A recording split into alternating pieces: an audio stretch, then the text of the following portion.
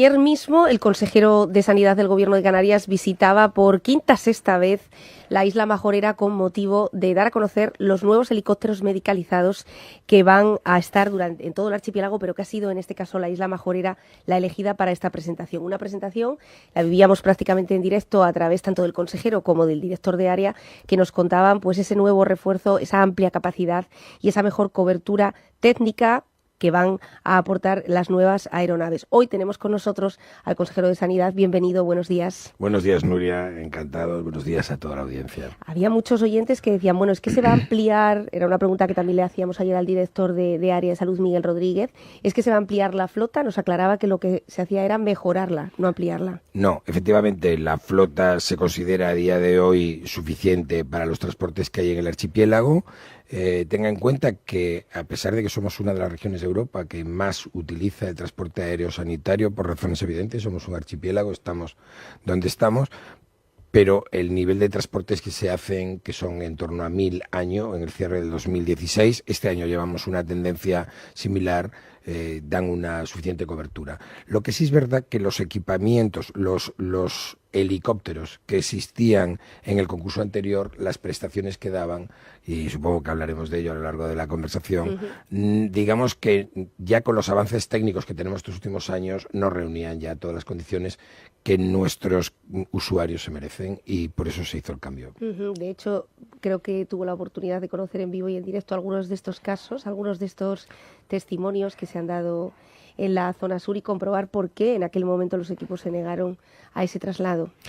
Bien, no, yo conocí personalmente el caso de Enzo en concreto, porque y lo he manifestado ya en otros entornos. Quiero agradecer a los padres, además, el nivel de civismo con el que hicieron aquella reclamación y que fuesen capaces de transmitir ese sufrimiento que a veces tiene un padre cuando se separa de su hijo. No le cuento ya al niño, que no entiende nada, ¿no?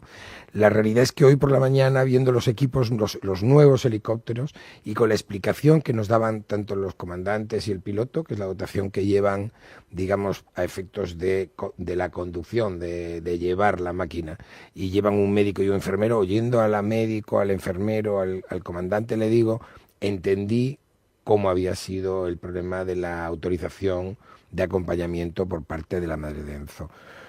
Yo creo, espero que con las nuevas máquinas, evidentemente, que tienen, créanme, una dimensión infinitamente superior, permiten al médico y al enfermero prácticamente trabajar como en una UCI normal con el paciente que transportan, y luego si quiere entramos en los detalles de cómo sería ese tema, pero en las condiciones actuales probablemente la madre de Enzo podría haber viajado tranquilamente. En las máquinas anteriores no era posible. Hablemos de las condiciones técnicas que ofrecen estos helicópteros. Bien, desde el punto de vista del propio helicóptero, aunque como comprenderán no es mi campo, pero evidentemente es una de las exigencias que pusimos en el concurso, son unas máquinas de muchísima más potencia y de muchísima más autonomía. Eso presupone que los transportes se harán mucho más rápido, es decir, el helicóptero no tendrá que repostar para hacer según qué tipo de traslados, porque tiene más autonomía y más potencia. Esa misma autonomía y potencia es más versátil, tiene una puerta trasera, toda la parte trasera del helicóptero se convierte en una puerta. Eso permite el acceso de pacientes que antes se nos quedaban fuera. Recuerde usted la polémica de los pacientes con cierto sobrepeso que no nos cabían dentro de los helicópteros anteriores. Entonces, todo este tipo de cuestiones quedan resueltas con este nuevo helicóptero desde el punto de vista, digamos, técnico del aparato. Desde el punto de vista técnico-sanitario, que es fundamentalmente algo del máximo interés para esta consejería, pues imagínese usted, llevan monitorización, llevan respiradores, llevan bombas de transfusión, llevan inmovilizaciones, etcétera. Es decir, llevan toda la dotación capaz de aportarle al enfermero y al médico que hacen el transporte el que puedan ir trabajando con el paciente casi como si estuvieran en una UCI. Si eso añadimos que dentro de la política del Servicio de Urgencias Canario, del SUC, se ha ido implementando una conexión desde todo este tipo de transportes directa con la mesa de transporte, el sanitario que va allí no solo va recogiendo información del paciente, sino que la va transmitiendo a la mesa de coordinación, que le puede reforzar técnicamente sus decisiones. Yo creo que es un avance, la verdad, inenarrable. Ustedes han elegido la isla de Fuerteventura para presentar estos helicópteros, supongo que además el hecho de que lo hayan elegido en la zona sur de Fuerteventura pues habrá sido gratamente acogido, no solamente por los representantes institucionales, imagino que también por la población, pero la población de Fuerteventura, consejero, concretamente la del sur de Fuerteventura, sigue clamando por una demanda sanitaria, más que nada por la lejanía. No hace ni un mes una persona daba luz en uno de los coches, que es algo que puede suceder de forma habitual dada la distancia. Estamos hablando de 100 kilómetros desde esa península hasta el hospital de Fuerteventura. Tenemos datos que ustedes mismos han suministrado desde la consejería del volumen de consultas. ¿Se está estudiando ese centro de urgencias, ese punto de urgencias en la zona sur? Bueno, yo creo que en eso le voy a dar mejores noticias, porque no es que se esté estudiando. Esta misma semana hemos reforzado 2 unidades, pero si le parece vamos por orden. Primero, ¿por qué se elige Fuerteventura? ¿No? Tradicionalmente los helicópteros se han presentado en las islas capitalinas y ahí yo creo que el equipo de la consejería nos podemos por una vez poner una medalla. No soy mi amigo, usted lo sabe, de ponerme medallas, pero en esto sí fue una idea que dijimos, bueno, ¿qué sentido tiene presentar el helicóptero en un sitio que es el destino de los helicópteros, claro, pero que nadie lo tiene como un valor? Lo lógico es que los helicópteros los vean aquellos que realmente los necesitan y los utilizan habitualmente cuando tienen un problema. Y de ahí la elección, lo podía haber sido Lanzarote, Fuerteventura, lógicamente por cuestiones poblacionales, son las que más demandan este tipo de servicios. En concreto, la isla de Fuerteventura, en torno al 26% de los transportes que se hacen en helicópteros salen de aquí. Eso respecto de la presentación. Como comprenderá usted, cuando hablamos de helicópteros, ya si pensamos en una isla como esta, tiene todos los componentes, por las dimensiones que tiene la isla, lo enorme que es, las dificultades de comunicación que tenemos y luego por encima las dificultades de comunicación con la isla capitalina de referencia, en este caso, que sería Gran Canaria. El sur, usted me habla de las urgencias del sur. Bueno, nosotros, yo creo que esta semana teníamos 2 grandes noticias. Usted sabe que nuestro equipo se ha comprometido de corazón con la problemática sanitaria de Fuerteventura. Cuando llegamos encontramos una realidad con una demanda importante a nivel social que ustedes tienen que entender que nosotros tuvimos que estudiar para entenderla al principio. Nosotros éramos unas personas que procedíamos como equipo completo de fuera, que lo analizamos y que entendimos que eran absolutamente razonables gran parte de esas demandas y que en esa línea nos hemos puesto a trabajar. Tanto entendimos que el sur de Fuerteventura necesitaba un refuerzo como que en esta semana se ha abierto, como usted sabe, todo el tema de la ambulancia medicalizada de Gran Tarajal y la renovación de todo ese servicio de urgencias, que con la incorporación de la analítica calculamos que finales de año, principios del año que viene, porque vienen a través de un contrato centralizado en el propio servicio de urgencia, se podrán hacer analíticas de urgencia, pues ese área de Gran Tarajal quedaría cubierta.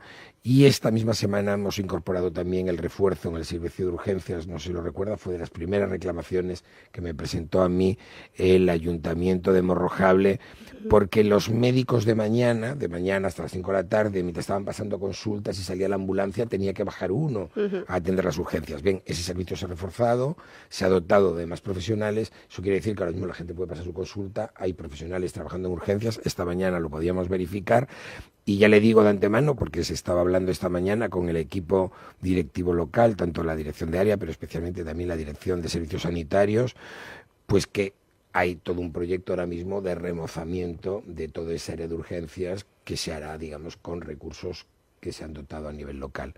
Con lo cual, una primera fase está en marcha. Hay proyectos de más envergadura, que hoy hablábamos con los responsables políticos de la isla y de la zona, porque a medio y largo plazo hay que acometer proyectos de posicionar en ese área zonas de consultas, de atención especializada y demás que acerquen a la población esos especialistas que a día de hoy quedan a una distancia muy importante porque están en puerto. Sobre todo por la desviación que hay entre la población que está empadronada y que tiene cartilla y el volumen de turistas que está teniendo Fuerteventura, cosa que eso nos puede llevar también a la zona norte, a Corralejo, que está con el mismo problema. Sí, bueno, usted sabe que hay un plan, aparte de esto, que nosotros esperamos que finales de año, principios de año, se ponga en marcha ya las ampliaciones. Tanto el Centro de Salud de Corralejo como el Centro de Salud de Gran Tarajal tienen una importante obra de ampliación de la propia infraestructura del centro, porque evidentemente, como usted está planteando, ahora mismo hay zonas de la isla que se han quedado desbordadas. De todas formas, esta consejería está siendo un poco reivindicativa en esta línea, porque entendiendo que el turismo es una de nuestras principales industrias y consiguientemente no seremos nosotros los que vamos a criticar que vengan los turistas, todo lo contrario, y que gran parte de esa elección que hacen los turistas la hacen porque precisamente le damos seguridades como las sanitarias, otras muchas. Somos una zona segura, hermosa, con sol, con magníficos entornos naturales, playas, etcétera. Bueno, pues si por encima le aportamos salud cuando tiene un problema, imagínese usted. El problema que tenemos los canarios es que eso nadie nos lo tiene en cuenta. Eso son facturas que nosotros cursamos a nivel nacional, que esos países de origen de esos turistas abonan al Estado y sin embargo eso no llega al final, a término, a los entornos en que esa demanda se produce. ¿Por qué yo soy reivindicativo con esto? Porque yo creo que de alguna manera hay que empezar a compensar económicamente a esos territorios que detraen de sus prestaciones sanitarias parte del dinero para poder dárselo a estos turistas cuando están entre nosotros y reciben el mismo tratamiento que si fueran un español más, ¿no? Y bien, no puedo nada más que confirmarle lo que se dice. Se hace una ampliación del Centro de Salud de Corralejo, siendo conscientes de que en paralelo se está estudiando todo un plan director de una posible construcción mayor, habida cuenta del crecimiento, por ejemplo, que esa zona está teniendo ahora mismo. ¿Solicitaba usted en el Parlamento de Canarias que se contemplara la insularidad en ese informe de la defensa de la sanidad pública? Me imagino que parte de lo que está argumentando en este momento va por ahí. No tuvimos oportunidad de conocer su valoración tras la visita de la presidenta de la Asociación Fuerteventura contra el Cáncer, esa visita en la que narró de forma muy sensible Isabel Laucirica la situación que estaba sufriendo Fuerteventura. Ella vino con muy buenas sensaciones y dijo que incluso había encontrado un consejero muy receptivo. Más allá de cómo fue esa jornada, me imagino, repito, llena de sensibilidad, ¿qué compromisos se han forjado con Fuerteventura? Hombre, pues mire, fue una jornada tan excepcional como que hasta el protocolo parlamentario se saltó totalmente. Es decir, el diputado Román Rodríguez decidió cederme su turno de palabra porque sabe que en ese tipo de comparecencias que va un invitado externo, en general, digamos que el Ejecutivo no le corresponde en los turnos de palabra hablar ni responder, puesto que se va a escuchar la sensibilidad de ese testigo, y Román Rodríguez, ante el planteamiento que hacía Isabel, pues decidió cederme su turno de palabra, que luego resulta que el secretario hasta le cedió a él un turno. Y hombre, yo le puedo decir que las demandas de Isabel, por razonables y por demandas de sentido común, tienen poca discusión, ¿vale? Yo lo que tengo que hacer como gestor es tratar de casar los recursos que tengo con que eso se haga viable. Porque decir que 50 euros para una dieta diaria de alguien que se tiene que mantener en Gran Canaria es poco, bueno, pues esto no hace falta que se lo expliquemos a la gente, que sabe lo que vale un bocadillo, sabe lo que vale comer fuera y sabe lo que vale dormir fuera. ¿Qué pasa? Que allí hablamos de muchas cosas. Hablamos, por ejemplo, de por qué se habían caído los hoteles para pacientes en los planes directores de los grandes hospitales capitalinos. Cuando se hacen los primeros grandes planes directores, sobre todo lo que hoy es el Dr. Negrín, se piensa en hacer un edificio justo al lado del Dr. Negrín que se llamaba el Hotel de los Pacientes. El Hotel de los Pacientes tenía precisamente como referente esa utilización, es la copia de un modelo, hay que reconocerlo, americano, en el que evidentemente, dado el volumen de pacientes que tenemos cada vez más, que son ambulatorios o que reciben tratamientos muy agresivos y tal, pero que realmente son ambulatorios, no tienen por qué estar encamados en un hospital y menos en un entorno de enfermos, pues se crea un entorno como ese en el que tú le das el tratamiento, el paciente se desplaza, está próximo al hospital, pero tiene un tratamiento semi-hotelero un poquito más vigilado, un poco lo que hace con nosotros hoy la Cruz Roja en sus pisos. Bien, yo ayer hablaba con Isabel, nos hicimos ahí un pequeño aparte con Isabel, con la gente de la Asociación de Enfermedades Psiquiátricas, con la compañera, con Salud y Sonrisas, con la compañera Mari Carmen de Enfermedades Raras y hablando específicamente con Isabel, pues decía que hemos empezado ciertas gestiones para recuperar un poco esta filosofía. La Cruz Roja tiene siempre la mejor de las disposiciones. Y, hombre, ahora mismo tenemos un problema muy acuciante, que es el cambio del piso que tenemos en cobertura para los tratamientos que se tienen que ir a dar todos los ciudadanos de Canarias, que se tienen que ir a dar un tratamiento a Madrid, que por razones logísticas quien se lo alquilaba a la Cruz Roja no puede seguir alquilándoselo y ahí vamos a tener un problema. Pero estamos trabajando simultáneamente varias cosas como esa y bueno, es lo lógico, abordar las cuestiones de dietas, abordar las cuestiones de de la residencia de nuestros pacientes de las islas no capitalinas cuando tienen que estar allí, a veces en condiciones durísimas, ¿no? Y es lo que estamos estudiando y trabajando con la Cruz Roja. Bueno, como decía ella, mostraba satisfacción. Ya tenemos 2 oncólogos permanentes en el Hospital de Fuerteventura. Ya se ha adjudicado por fin la redacción del proyecto de ampliación del Hospital de Fuerteventura para la ejecución o la construcción de ese búnker de radioterapia. Quería preguntarle sobre esa última hora. Bien. Por ser una de las noticias más esperadas desde hace un año. Sí, yo insisto mucho en que además eso es una ampliación muy importante, por supuesto por el búnker, porque fue un poco el búnker el que parecía que encabezó la reclamación. Pero en esa ampliación, esa adjudicación del proyecto, que además estamos muy contentos porque, bueno, lo ha ganado una empresa de arquitectura que es próxima a Canarias, que yo les vi trabajar en otros sitios, son la gente que ha desarrollado el Hospital de La Palma o el Hospital de La Gomera, Nuestra Señora de los Reyes, o el Hospital del Hierro, o el Chuimi, el Hospital Insular Materno Infantil, que es la referencia de esta isla. Es decir, que es una empresa que le es próxima a la realidad insular, porque también tenemos unas características muy especiales. Tenemos que hacer unos hospitales a veces más grandes de lo normal para ciertas cosas, que lo mismo en un territorio continuo como la península no es necesario, porque tienes próximo otro y ya no es necesario desarrollar cosas que aquí tenemos que desarrollar por nuestros territorios insulares, por nuestras islas. Pero sí decirle que estamos muy contentos, pero no solo es el búnker es una parte importante. Son 2 grandes edificios, uno contempla el búnker y toda la parte de oncorradioterapia, pero contempla una planta superior que yo creo que va a dar muchísima satisfacción en la isla, y por eso le hablaba de las asociaciones de enfermos psiquiátricos, porque aquí no teníamos una unidad de internamiento breve, teníamos las unidades de salud mental que van tratando desde el punto de vista de proximidad a nuestros ciudadanos, pero cuando tenemos determinado perfil de pacientes de media larga estancia, no tenemos entornos donde cuidarles, y ahí va una unidad de media larga estancia para pacientes del servicio de psiquiatría encima de ese búnker, que veremos, pero calculamos que pueden salir entre 15, 17, 20 camas. A su vez, en el otro módulo que se construye van 2 unidades de médico-quirúrgicas de hospitalización, y va todo un área común de trabajo. Yo creo que eso va a dejar el hospital a punto de cierre con la remodelación de la planta, que recuerdo que hablaba la última vez que estábamos acabando las 17 consultas y en las áreas sindicales. Yo creo que empieza a quedar el hospital, cuando logremos estas evacuaciones, reordando los espacios que nos queden libres, quedará el hospital a punto para tirar unos años.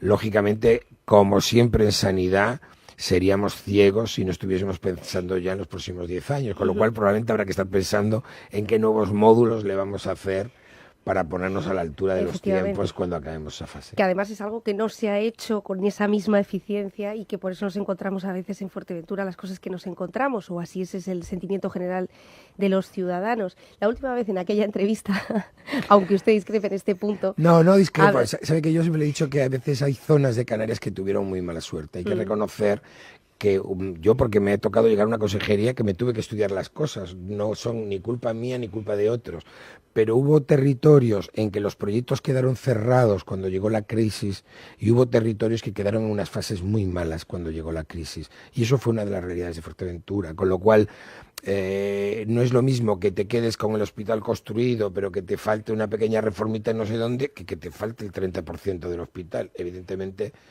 la crisis paró económicamente las capacidades de inversión de la Consejería de Sanidad y de toda la sociedad en general, y evidentemente eso repercutió, yo no lo voy a ocultar, no discrepo de que del daño que le hizo a Fuerteventura. Lo que creo es que todos tenemos que ser conscientes de lo que fue, por qué pasó, y ahora que vienen mejores tiempos, pues aprovecharnos y tratar de olvidarlo lo antes posible. En aquella entrevista, consejero, hablábamos de cáncer, de enfermos oncológicos, hablábamos de búnker. Bueno, ahora estamos en otro momento, tenemos la redacción de ese proyecto, pero también hablábamos de otra de las preocupaciones de la consejería, que es cardiología. No solamente en Fuerteventura, ya hablamos a nivel Canarias. ¿Ha mejorado algo este servicio? Bueno, pues estamos peleando porque tenemos un especialista, y es un especialista en el que estamos peleando que nos autoricen su permanencia aquí.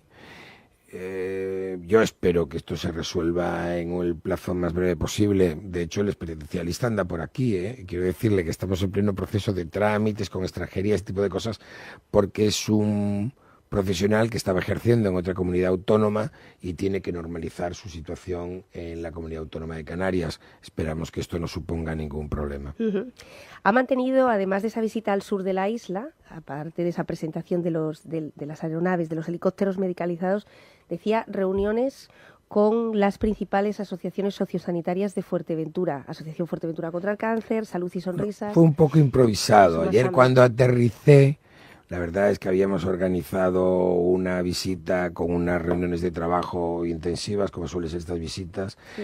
Pero ayer al aterrizar, uno por otro, como suele pasar en estas cosas, quien me hacía de anfitrión aquí, le pregunté cuando veía a estas personas y me dijo, pues mira, ni se me había ocurrido pensar que tú quisieras.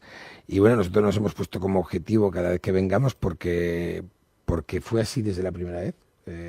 Nuria, yo te voy a tutear como esta joven. Por supuesto. Tú lo sabes desde la primera vez que, pues bueno, pues al principio con más suspicacias, cada vez con menos suspicacias y cada vez yo creo que en un tono más colaborativo por ambas partes, pues a mí me encanta oír a la gente de primera mano, porque, vamos a ver, Nuria, solo hay una manera de entender aquello que hacemos mal, y es que la gente que recibe nuestros servicios todos los días nos diga, mira, pues yo esto no lo entiendo. Puede ser que lo que nosotros estemos haciendo sea correcto, pero cuando menos estamos cometiendo el error de no saber explicarlo. Y eso cuando tú se lo trasladas a nuestros profesionales, que son excepcionales, automáticamente lo corrigen. Y algo que estás metiendo la pata de una manera por ignorancia, a veces porque no sabes transmitir la información o porque la información que se transmite no llega como nosotros queremos. Entonces, oyéndoles a ellos, de hecho ayer oíamos algún detalle concreto y nos viene muy bien, porque de repente descubrimos y luego te sientas con el director de área, con el director de servicios sanitarios, reflexionas sobre lo que está pasando, te sientas con los jefes de servicio, con los responsables, los médicos, los enfermeros que trabajan en los servicios, y créame que los equipos de profesionales son tan excepcionales que sobre la marcha se encuentra una solución y se resuelve. Y de ahí la importancia de oír a los pacientes, ¿no? De oír las opciones de pacientes. Ellos tienen la información en primera mano de qué no fue, o de qué les defraudó, o de cómo no se llegó a un servicio óptimo, aunque desde el punto de vista sanitario el resultado haya sido excelente, pero a veces hay cosas que no nos satisfacen o que no alcanzan las expectativas que nosotros teníamos respecto de ellas, y corrigiéndolas será como acabemos haciéndolo correctamente, ¿no? Ha mejorado, por lo tanto, el tono en esas reuniones. Hay más confianza. El tono siempre ha sido, eso es mejor. El tono siempre fue excepcional. He de decir que conmigo el tono de estas asociaciones siempre fue correctísimo. Desde la primera reunión en el Cabildo, lo que sí había, lógicamente, es muchísima suspicacia, que yo puedo entenderlo por lo que había pasado a lo largo de los últimos años. Y hombre, ahora tendrá sus prevenciones, porque nosotros estamos en puestos políticos y parece que decimos a todo que sí, ¿no? Pero créame que nosotros somos unos convencidos de que vamos a ir demostrando, como estamos haciendo ya, con pequeñas cosas y con grandes cosas que se van a ver a partir de ahora, cuando aterricen los casi 3.600.000 euros que hay en equipamiento, que van a ir llegando de forma progresiva a Fuerteventura. Yo creo que el impacto va a llegar ya a todo el mundo. Hablemos de números, hablemos de euros, que es una cosa menos amable, pero en este momento se está en fase de elaboración los presupuestos de la comunidad autónoma. 2018, hoy mismo el presidente Román Rodríguez de Nueva Canarias decía que había tenido una ronda de contactos con otros partidos para supeditar el apoyo a ustedes, a Coalición Canaria, con respecto a las cuentas, en caso de que se mejoren los números, las partidas para sanidad. Quería saber en qué punto vamos a cerrar con respecto a Fuerteventura, si es posible, el gasto del 2017 y cómo se va a incrementar o cómo, de cuánto esperan incrementarlo para 2018. Bien, entienda, Nuria, que no puedo adelantar números en tanto en cuanto eso no sea una publicación oficial. Sí le puedo adelantar, primero, que agradezco muchísimo a Román Rodríguez, a mi propio presidente, que es el primero que ha manifestado en reiteradas ocasiones, y nuestra consejera de Hacienda, que este año tiene que ser el año de las consejerías sociales y que en ese sentido sanidad, servicios, políticas sociales y educación serían los destinatarios de los crecimientos presupuestarios. Pero sí quiero adelantarle algo. En la consejería, cuando le decía antes que teníamos una sensibilidad y que habíamos entendido en parte el problema de Fuerteventura, me estaba refiriendo a esto también. Se han iniciado una serie de movimientos para dotar de más recursos humanos, eso significa más presupuesto. En ese sentido, hay algo más de 7 millones de euros más en gastos de recursos humanos este año. Solo en plazas de médicos entre cubiertas y las nuevas dotadas hay 19. Entonces, decirle que somos conscientes de que hay que ir creciendo ahí, que eso irá corrigiendo ese sentimiento que hay en la isla de la supuesta cápita perjudicial. Nosotros nos comprometemos a que en el presupuesto del año que viene se va en esa línea de crecimiento y de ir acompasándonos con otras islas que se han utilizado habitualmente aquí como referencia y como modelo. Y con respecto a cómo se quedan las cuentas del 2017 sin ejecutar. Bien, vamos a ver, nosotros creemos que vamos a tratar de ejecutar prácticamente todo y si no lo vamos a rescatar de una manera u otra. Usted sabe que hay fórmulas presupuestarias para que determinados remanentes que quedan se puedan reaprovechar. De todas formas, nosotros tenemos todos estos proyectos de los que estábamos hablando antes, tenemos ya una solicitud preaceptada de presupuestos que nos lo garantizan el año que viene, y si hubiese alguna partida que se quedase y que pudiésemos rescatar en remanente de crédito el año que viene, todos sus importes serán íntegramente destinados a Fuerteventura.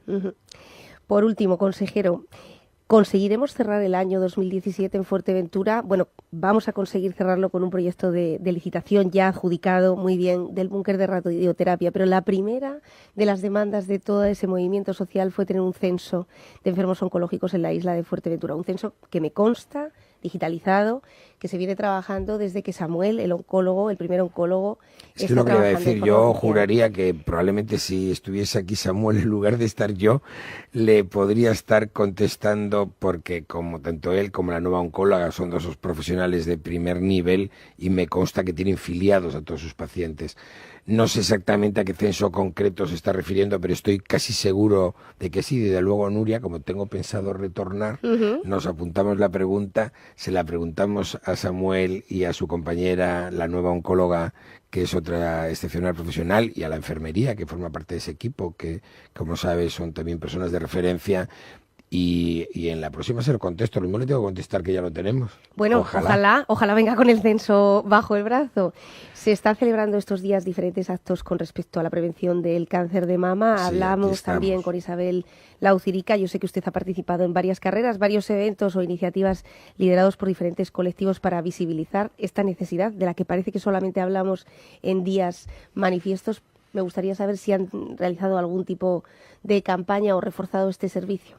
Sí, bueno, le podría dar datos de más de 80.000 mamografías realizadas, del porcentaje de cánceres detectados, gracias a Dios, en fase muy prematura y que permiten curación total, etcétera, etcétera.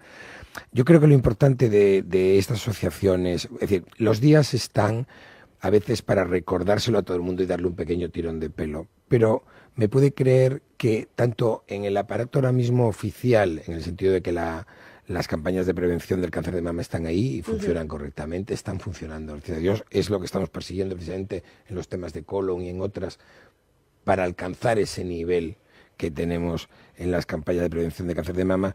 Pero es que aparte de eso, es que créame que las asociaciones, cuando uno las conoce, la Asociación contra el Cáncer de Mama, lo que aquí lleva Isabel o Amate en Tenerife, etcétera, es gente que no deja de trabajar todo el año. Yo, por cuestiones muy personales, estuve muy vinculado a la Asociación contra el Cáncer de Mama de la provincia de Las Palmas, y le puedo garantizar que yo creo que, yo no digo que todos los meses, pero todos los trimestres fijo, y cada 2 meses casi seguro hay un acto, hay un desfile, hay una marcha, hay un grupo de mujeres que se reúnen para hacer algo. Y sobre todo hay un trabajo diario en el que nuestras pacientes que padecen un cáncer de mama reciben un refuerzo que desde luego desde el sistema público no podemos dar a veces, porque son refuerzos personales que solo quien ha pasado la enfermedad le puede dar a una compañera de viaje en una situación tan difícil. Y yo desde aquí quiero manifestar mi agradecimiento a estas asociaciones, pero le digo nuevamente, el día no pretende nada más que ser algo que nos permita a todos colaborar. Es como el día del DOMUN o de, bueno, pues que todo el mundo se ponga las pilas, todo el mundo sepa que existe realidad, hagamos un esfuerzo de concienciación y luego pues cada año se van quedando unos cuantos más que se quedan enganchados al movimiento, ¿no? Aprovechamos para recordarles que este mismo sábado, coincidiendo con la Media Maratón de Puerto del Rosario, se celebra también la Carrera de la Esperanza de la Asociación Fuerteventura contra el Cáncer, y que también es una oportunidad para recaudar fondos para esta causa y para esta asociación. Muchas gracias, consejero, como siempre, por hacernos un hueco en sus visitas a Fuerteventura. Muchas gracias, Nuria, es un placer. Se está convirtiendo en algo casi bimensual. Pero voy a tener que venir con un bañador. Sí, porque claro. yo ya necesito empezar a pensar en Fuerteventura también un poquito en lúdico, no solo en venir con una agenda de corre, porque me llevan a comer a un sitio y veo la playa adelante y digo, ¿y yo cuándo voy a venir con el bañador a darme un bañito? Con protector, consejero. Efectivamente, con protector. Con protector. Muchas gracias. Será siempre bienvenido. Gracias. Nuria, muchas gracias y gracias a la audiencia.